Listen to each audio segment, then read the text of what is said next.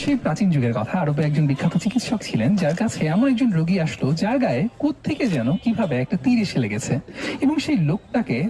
সেই চিকিৎসক এবং অন্য সবাই মিলে কোনোভাবেই কনভিন্স করতে পারছেন না যে সেই তীরটা খুলে চিকিৎসা করবে, বরং সে বলতে চাচ্ছে যে যেভাবেই হোক আগে আমার জানতে হবে কে তীরটা আমাকে মারলো, তার শাস্তি হতে হবে, তারপর আমি এই তীরের চিকিৎসা করবো। ফলাফল যা হওয়ার তাই হলো, সেই লোকটা সেই বিষাক্ত তীরের আঘাতে আস্তে আস্তে নিস্তেজ হয়ে মারা গেল। একটু খেয়াল করলে আপনি বুঝতে পারবেন এই লোকটার মতো বোকামি কিন্তু আমরাও প্রতিনিয়ত করি। আমাদের সাথে অনেক সময় একটা ইনজাস্টিস ঘটে, খারাপ কিছু একটা ঘটে, সেটার যতক্ষণ পর্যন্ত জাস্টিস আমরা পাচ্ছি, যতক্ষণ পর্যন্ত না যেই লোকটা আমার সাথে খারাপ ব্যবহার করেছে তাকে আমি তার প্রাপ্য বুঝিয়ে দিতে পারছি, ততক্ষণ আমরা মাথায় সেটা নিয়ে অ্যানালাইসিস করতে থাকি। অথচ যে স্ট্রেসটা তৈরি হয়েছে ওই খারাপ ঘটনাটার কারণে, সেটা আমাদের ভেতর কিন্তু বিষের মতো কাজ করে, আমাদেরকে আস্তে আস্তে ধ্বংস করতে থাকে। আমরা যদি সেই স্ট্রেসটাকে ম্যানেজ করতাম, আগে নিজেকে সেই বিষ থেকে মুক্ত করতাম, তারপর আস্তে আস্তে ওই সিচুয়েশনটা হ্যান্ডেল করতাম, তাহলে কিন্তু ওই লোকটার মতো বোকামি হতো না। কিন্তু মোস্ট অফ দ্য কেস আমরা জানিই না কিভাবে একটা